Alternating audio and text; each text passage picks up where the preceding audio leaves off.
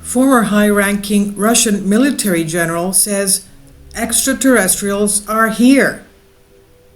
Well, he's not the only one. We have Paul Hillier, former Defense Minister of Canada. We have Russia, China, UK, Puerto Rico, Chile, Mexico, various countries coming out with the fact that they have had UFOs that they cannot explain. Encounters with these countries as well as the US. But this high-ranking Russian military general confirms that they are among us. It's really unlikely to come across anybody in the field of ufology who would disagree with the extraterrestrial hypothesis as an explanation for the UFO phenomenon. It's my personal belief, Arjun Walia says, based on heavily researching the topic for more than 2 decades now, objects traveling at high speeds, performing maneuvers that no known aircraft can, utilizing what seems to be technology that could change our understanding of physics, has now been publicly disclosed in multiple countries in an official manner. And to be clear, the reality is not new, but the conversation is now available in mainstream discourse. Recently, the United States government admitted to the reality of these objects while simultaneously claiming that they do not know what they are or where they come from or who's behind them. Kindly support my Patreon account since YouTube has again demonetized my YouTube channel. The daily posts are 5 videos daily and they are totally different from what I have on my YouTube channel. Thank you so much for your support and that you find all my content so interesting. You'll find the Patreon account details in the description box below. This claim in itself does not seem to be quite accurate, as multiple whistleblowers from within have publicly stated that the US government has in fact retrieved some of these objects. But public UFO disclosure today unfortunately does not seem to be much different than what it was decades ago. In the past, we've seen presidents like Harry Truman, for example, publicly acknowledging the reality of UFOs. We've also seen programs implemented within government like Project Blue Book to study them, and the end result always seems to be the same. We don't know what they are, they say. Given the fact that big governments and big media has a track record of keeping things unclear to the public, relying on these entities for any kind of significant truth may be the wrong approach, as in many cases they're used as tools of deception, perception, manipulation, and psychological warfare.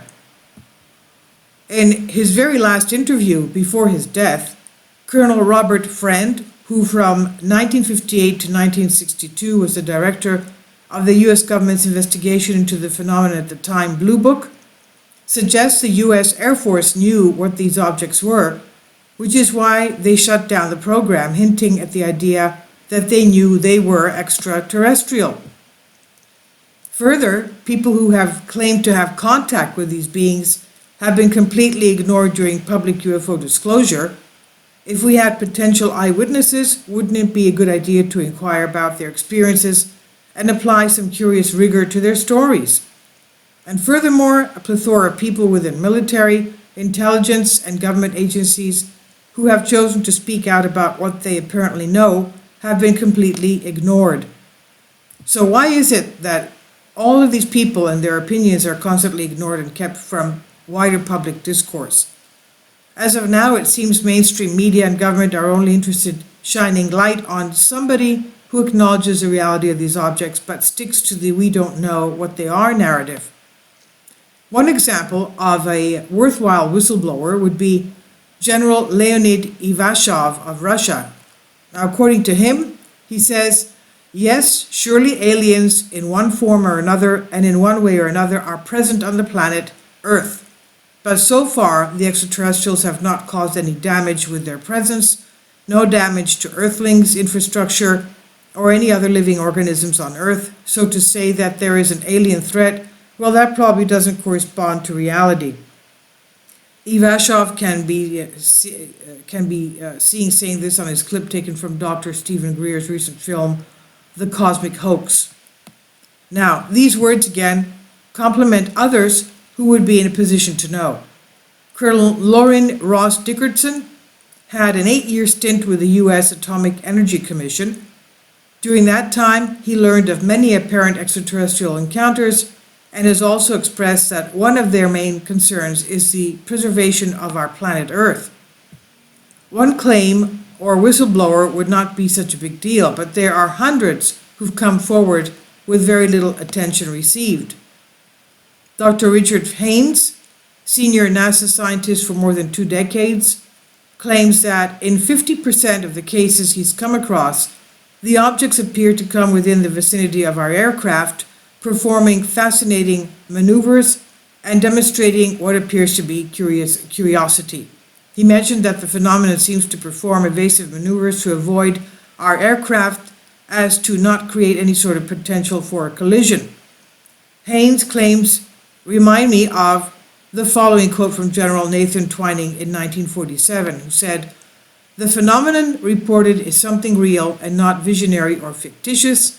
The reported operating characteristics such as extreme rates of climb, maneuverability, particularity and roll, and the actions which must be considered evasive when sighted or contacted by friendly aircraft and radar, lend belief to the possibility that some of the objects are controlled either manually, automatically, or remotely," end quote. So if this phenomenon is perceived by government as a threat and it is presented to the masses in that matter, it appears it may be misleading and not an accurate representation of what's being observed. This was from